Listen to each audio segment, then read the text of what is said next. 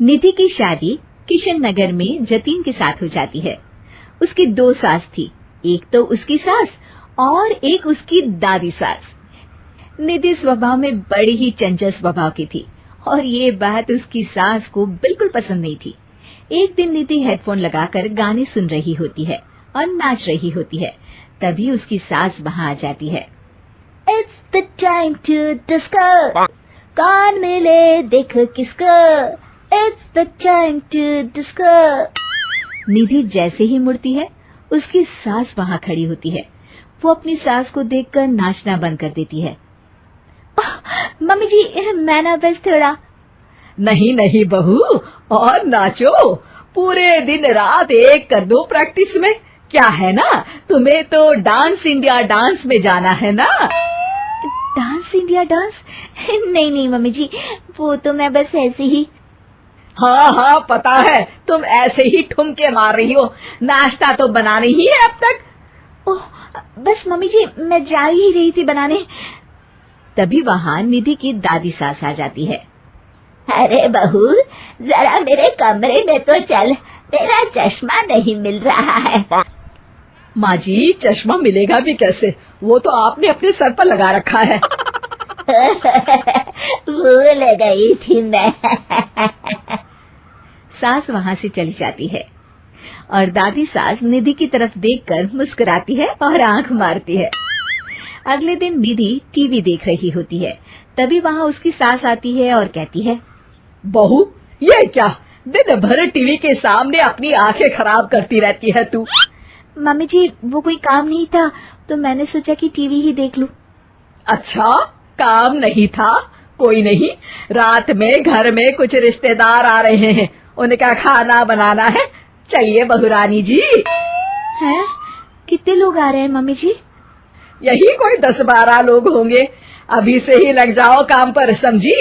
उनकी खातिरदारी में कोई कमी नहीं रहनी चाहिए। सास वहाँ से चली जाती है। बाप रे, 10-12 लोग, इतने लोगों का खाना, इतना खाना तो एक साथ मैंने कभी नहीं बनाया। निधि रसोई में जाती है और सब्जी काटना शुरू करती है। सब्जी काटते हुए काफी वक्त बीत जाता है। तभी उसकी सास आती है। ये क्या, अभी तक सब्जी ही काट रही है? अरे अभी तक तो सब्जी बन भी जानी चाहिए थी। जल्दी जल्दी हाथ चलाओ बहू, मैं जरा मार्केट जा रही हूँ। सास चली जाती है।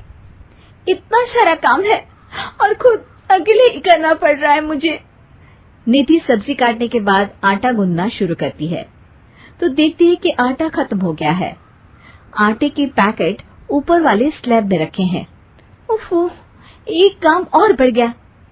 निधि आटा निकालने के लिए स्टूल पर चढ़ती है और पैकेट उतारने लगती है। तभी उसका बैलेंस बिगड़ता है और सारा आटा उसके ऊपर गिरता है। हे भगवान, मर गई रे, ये तो सारा आटा ही गिर गया। अब क्या करूं?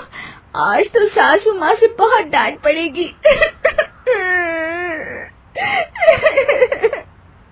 तभी उसकी दादी सास को रोने की आवाज आती है और वो रसोई की तरफ आ जाती है। देखती है कि निधि आटे में लथपथ जमीन पर बैठी है और पूरा आटा रसोई में बिखरा हुआ है। अरे बहू, ये क्या हालत बना रखी है तूने अपनी? मेहमानों के आने का वक्त हो गया है और रसोई की ऐसी हालत है। दादी सासू माँ, आज तो मुझे मम्मी जी घर से ही निकाल देंगे।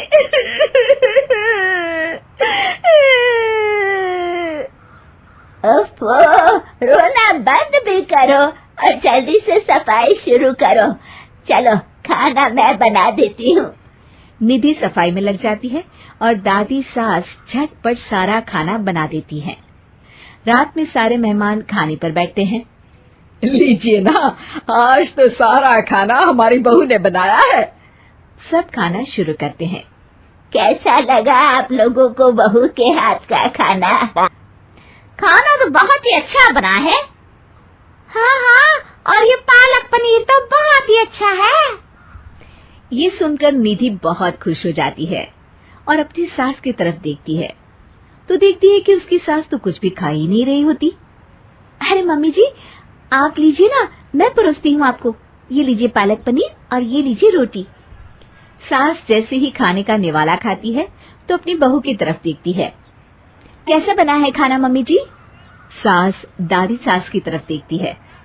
अब बहुत अच्छा खाना बना है। दादी सास समझ जाती है कि उसकी बहू को पता चल गया है कि खाना उन्होंने बनाया है, और निधि ये सोचकर घबरा रही होती है कि अब उसकी सास उसका क्या हाल करेगी। सारे मेहमान चले जाते हैं। बहू, तुम्हें शर्म नहीं आती? सारा खाना तुमने सासू माँ से बनवाया? नहीं मम्मी जी, वो दरअसल आटा। तभी दादी सास वहाँ आ जाती है और निधि की बात काटते हुए कहती है, अरे बहू, मेरी थोड़ी सी तबीयत ठीक नहीं लग रही, तू जरा डॉक्टर को तो बुला दे। अरे सासू माँ, क्या हो गया आपको? चलिए कमरे में आइए आप। सास निधि की दादी सास को अंदर लेकर जाती है और दादी सास एक बार फिर से निधि की तरफ देखकर मुस्कुराती है। दादी सास ने मुझे फिर से बचा लिया।